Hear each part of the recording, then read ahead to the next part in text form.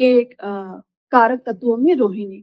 तो जैसे मैम ने भी कहा, ममता मैम ने, कि ज्योतिष में हमारा प्रवेश तो नहीं है, लेकिन ये सर का आशीर्वाद है, संतोष सर का आशीर्वाद है कि हमें ये प्रवेश आज करवा रहे हैं। तो सर, त्रुटि होने की संभावना है, तो पहले ही से मैं क्षमा प्रार्थी हूँ। जितना मैंने अध्ययन किया, जैसे कि मेरे मन में भी एक विचार था कि कादम्बिनी है तो शायद साहित्य का ग्रंथ होगा, ठीक है। तो सर ने जब प्रेषित किया सामग्री, तो मैंने देखा तो ज्योतिष का था। तो मैंने कहा कि अच्छा है कि 31 को हो रहा है, नए साल में लोग रेज़ोल्यूशन लेते हैं ना, संकल्प लेते हैं कि कोई नया विषय पढ़ेंगे, तो शिक्षक होने के नाते सर ने वो संकल्प दे दिया कि नए विषय में प्रवेश करें। और जैसे मैम ने कहा कि डीयू में 4th सेमेस्टर आया, मतलब 4th ईयर आया है, तो हमारा एक सर पेपर ही है फिक्स्ड ज्योतिष का कि कंपल्सरी वो पढ़ाना है, और रिसर्च तो है ही। तो अब ये इन्हीं सारी विषय को देखते हुए मैंने तो प्रवेश करने की खुद से एक साहस किया है। तो ज्योतिष के बारे में थोड़ा जाना, तो देखा कि ज्योतिष में काल गणना, ग्रह, नक्षत्र की स्थिति के विषय में विचार किया जाता है। और जब ज्योतिष के बारे में और जाना, तो देखा कि इसके 3 स्कंध हैं मुख्य रूप से, जिस वे में ज्योतिष काम करता है। एक है कि गणित, अगर मुख्य रूप में कहें, और एक है फलित। गणित करता है सिद्धांत, मतलब सिद्धांतों के रूप में वो कार्य कर रहा है। और जो फलित है वो 2 रूपों में, होरा और हम जिसको कहते हैं सिद्धांत, वो होरा के रूप में, और जो कहते हैं कि व्यष्टि फल को बताने वाला होता है। और जो सिद्धांत ग्रंथ होते हैं वो समग्र, जैसे कि अभी पूर्व में भी आचार्य ने कहा कि ज्योतिष का है। और जब हम कादम्बिनी के वृष्टि विज्ञान विमर्श के बारे में विचार करें, तो ये समष्टि फल को बताने वाला है, क्योंकि जब भी हम वर्षा का विचार करेंगे और कृषि इत्यादि और हमारे मानव जीवन को प्रभावित करेगा, तो वो वैयक्तिक फल को बताने वाला नहीं है। तो ये समष्टि विचार इसमें है। जो मेरा विषय है वो बहुत संक्षिप्त विषय है, और संक्षिप्त विषय में इस पूरे शोध को हम कह सकते हैं कि यहाँ पे जो प्रस्तुत करने का विचार है वो 3 रूपों में है। एक रोहिणी नक्षत्र का सामान्य फल पे विचार किया गया है, और उन्होंने 2 मुख्य अतिथि को इस ग्रंथ में मेरे विषय में है। एक एकादशी, आषाढ़ की एकादशी तिथि और कृष्ण एकादशी तिथि, और एक है अमावस्या की तिथि पर विचार किया गया है। अब चूँकि मैं ज्योतिष में मेरा ज्ञान बिल्कुल भी नहीं है, तो मैंने रोहिणी नक्षत्र के बारे में भी थोड़ा जानने की कोशिश की। तो मैंने देखा कि रोहिणी जो 27 नक्षत्र हैं, उसमें चौथे क्रम में रोहिणी का स्थान आता है, और प्रजापति इसके देवता हैं, चंद्रमा से संबंधित ये है। और रोहिणी नक्षत्र कहीं न कहीं प्रजनन, संवर्धन, सौभाग्य इत्यादि तत्वों को बताने वाला होता है। चूँकि अब सुवृष्टि और कृषि के बारे में विचार करना है, तो ये भी जो शस्य उत्पादन है वो कहीं न कहीं प्रजनन, सौभाग्य को ही बताने वाला है कि अगर सुवृष्टि हो तो कृषि अच्छी होगी, और वो हमारे सौभाग्य में वृद्धि कारक तत्व होगा। और जो शस्य उत्पादन है वो कहीं न कहीं हमारी भूमि की उर्वरा शक्ति को ही द्योतित करने वाला होता है।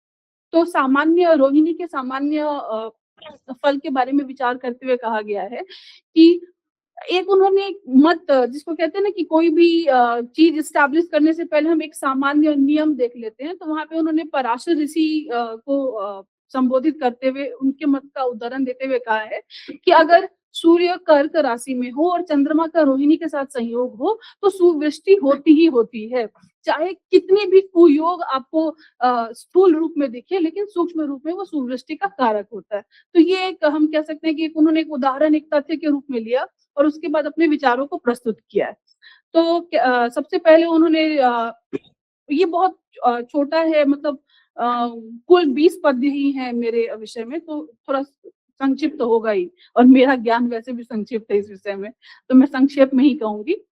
अ, सबसे पहले जो प्रथम पद्य जो प्रारंभ हुआ है रोहिणी योग में, वो यहाँ यहीं से हुआ है कि अगर उत्तर दिशा से चंद्रमा का योग हो, तो सुवृष्टि होता है।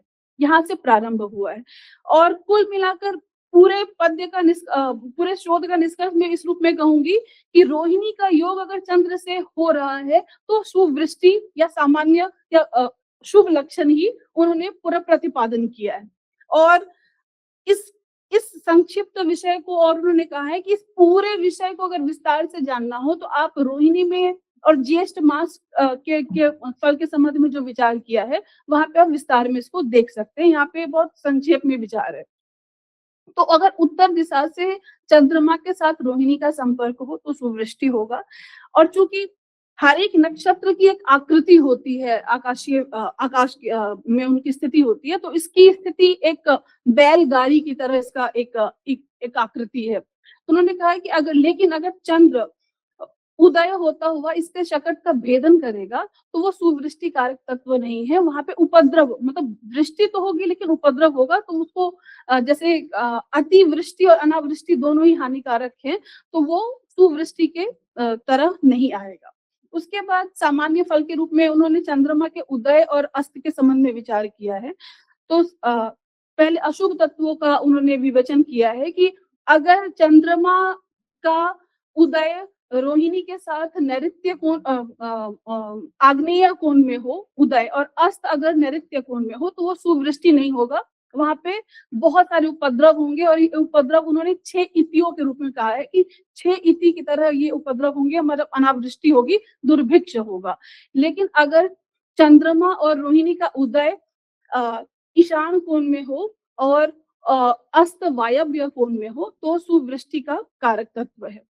साथ ही उन्होंने कहा कि अगर किसी भी रूप में रोहिणी नक्षत्र का संयोग होने पर आषाढ़ कृष्ण एकादशी को वृष्टि हो जाए, कैसी भी वृष्टि हो जाए, तो पूरे साल अच्छी वृष्टि होगी, मतलब अच्छा शुभ संकेत है। लेकिन उसके साथ ही उन्होंने फिर और भी बहुत सारे विचार किए हैं कि अगर जैसे वायु उत्तर दिशा से बह रही हो तो सुवृष्टि होगा।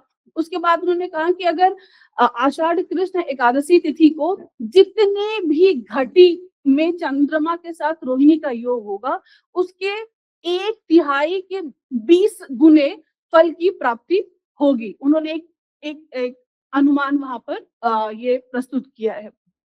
और उन्होंने कहा है कि कृष्ण अगर जैसे कुयोग की बात की है कि जैसे सुबह हो और आपको बादल ना दिखे, आकाश निर्मल और स्वच्छ दिखे, दिन में काफी धूप हो और साथ ही शाम को भी बादल नहीं दिखे, लेकिन अगर रोहिणी का योग मात्र है एकादशी तिथि को चंद्र के साथ, तो वृष्टि होगी ही होगी।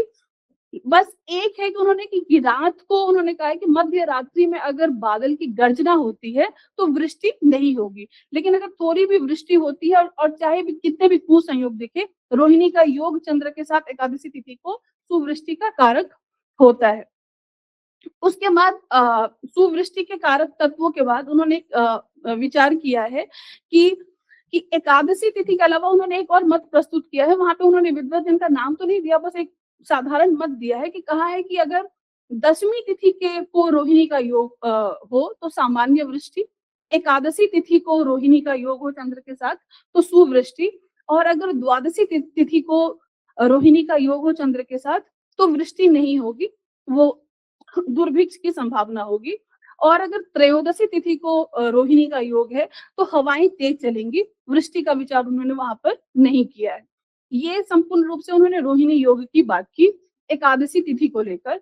उसके बाद 5 ऐसे पद्य हैं जिसमें उन्होंने अमावस्या तिथि को कैसे संकेत के आधार पर सुवृष्टि का विचार करें, तो उन्होंने एक ही पद्य कहा है जिसका अशुभ प्रभाव है। उन्होंने कहा कि अगर अमावस्या तिथि को आषाढ़ मास में अगर अश्लेषा और 2 और नक्षत्र के नाम बताए, मुझे भी याद नहीं है, तो अगर वो अश्लेषा इत्यादि मघा, अश्लेषा और एक और नक्षत्र की बात की है कि अगर वो योग हो तो वृष्टि नहीं होगी।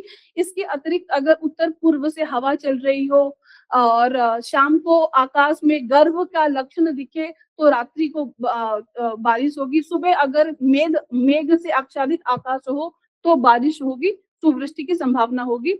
और एक अंतिम पद्य है जिसमें उन्होंने कहा है कि और जैसे अतिवृष्टि, समवृष्टि और सुवृष्टि की बात हो, तो उन्होंने कहा कि अगर